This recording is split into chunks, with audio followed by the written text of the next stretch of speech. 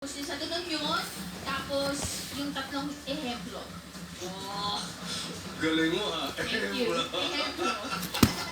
Okay, ang unang dalawa kandidato makapagbigay ng tamang sagot ay pasok na sa susunod na round bago simulan ng katanungan. Subukan mo natin ang mga buzzer. Okay, number 1.